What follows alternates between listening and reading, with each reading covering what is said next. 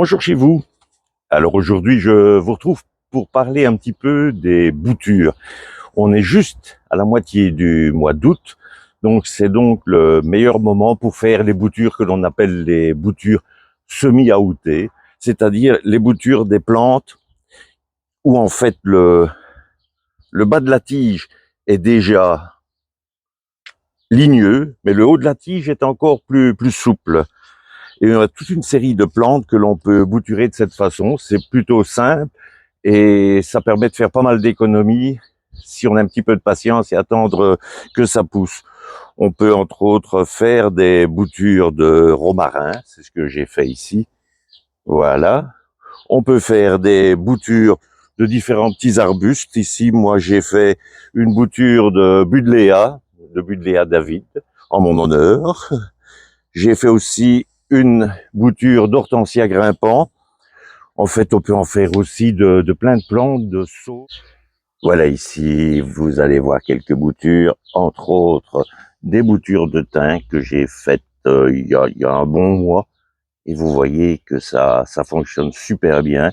J'en ai fait une série de petits pots, puis après, je les regroupe dans un plus grand pot. Beaucoup d'aromatiques peuvent être bouturés, hein. Par exemple la sauge, bien entendu, on en a parlé, le romarin. Vous avez également le thym qui peut être bouturé avec des boutures semi-outées. Vous avez également ici la verveine, par exemple, la verveine citron qui peut être bouturée exact aussi. Vous avez la plante curry qui peut se bouturer aussi.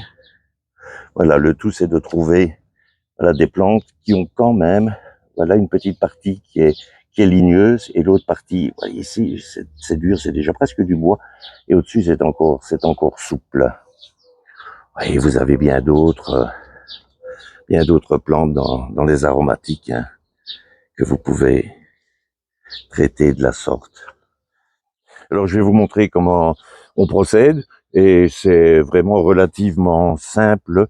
Le tout c'est de respecter quelques petites consignes et pour le restant c'est très facile. L'avantage de faire des boutures par rapport au semis, c'est qu'avec un semis vous n'êtes jamais tout à fait certain de ce que vous allez avoir comme résultat au niveau de la sorte de plante. C'est-à-dire, vous pouvez très bien avoir des graines d'une plante et en les ressemant, avoir une plante qui n'est plus tout à fait la même. Par contre, si vous faites des boutures, en fait, vous clonez la plante, c'est-à-dire que la plante que vous allez obtenir va avoir exactement les mêmes caractéristiques que la plante où vous avez choisi les petites branches pour faire la bouture.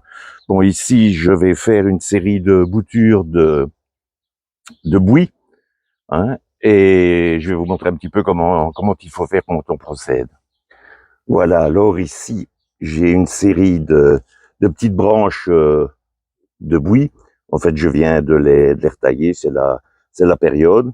Alors, ce que l'on fait, on va prendre les branches, on prend toujours la tête, le dessus d'une branche.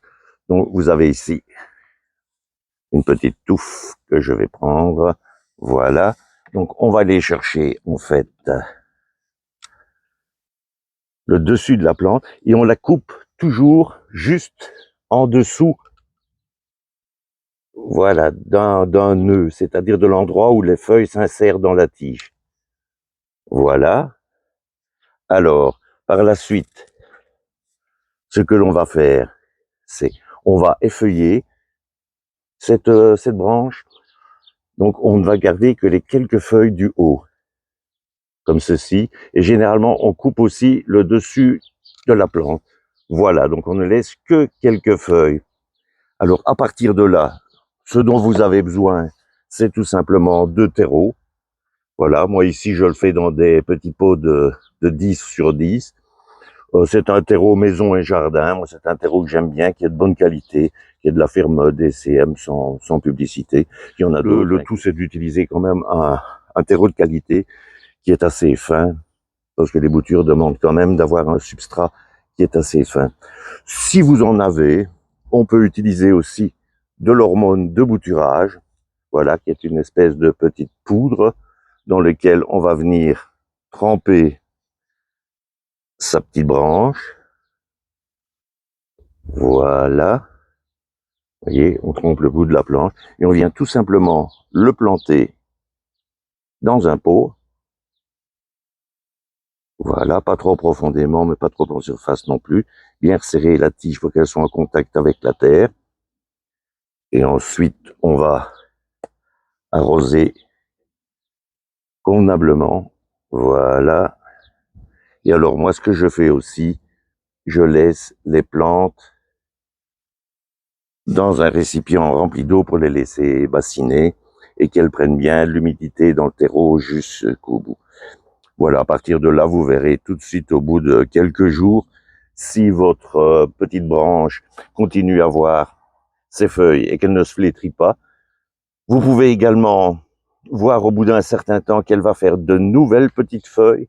Et à partir de ce moment-là, on peut dire que la bouture a repris. Je vais vous montrer par exemple un exemple de plante. J'ai fait ici des boutures de spirée de Douglas. Voilà. Et bon, vous voyez tout de suite que sur mes branches, j'ai de nouvelles petites feuilles qui sont apparues. Donc ça veut dire que ma bouture a repris. Et dans un certain temps, quand ça sera assez costaud, je pourrai à ce moment-là les replanter au jardin et j'aurai eu un nouveau buisson qui ne m'aura pas coûté bien cher puisqu'en fait, ces petites branches viennent d'un arbrisseau de chez mes voisins que je trouvais joli et que j'aurais demandé si je pouvais prendre quelques branchages. Voilà, j'espère que vous trouverez que cette vidéo a quelque intérêt et que vous vous mettrez vous-même à faire des essais de bouture. Bon, on peut également faire les boutures dans de l'eau. Ça, c'est aussi une solution. On attend que les racines aient poussé dans l'eau avant de les replanter dans le terreau. Mais il y a un petit souci du fait que ces racines se seront habituées au milieu liquide et qu'elles doivent se réhabituer au milieu solide, à la terre. Et là, c'est pas toujours gagné d'avance. Maintenant, on a toujours une certaine quantité d'échecs. Mais généralement, on a moyen, si on suit ces étapes convenablement, il faut surtout pas noyer les boutures par la suite et ni oublier de les arroser non plus, donc l'arrosage doit être régulier. Et vous les mettez à un endroit où elles ont de la lumière, mais pas le plein soleil à longueur de journée comme ici sur la table. Donc moi je vais les remettre à un endroit où le soleil est apparent pendant une partie seulement de la journée. Et là, très logiquement, vous devriez avoir de bons résultats dans vos essais.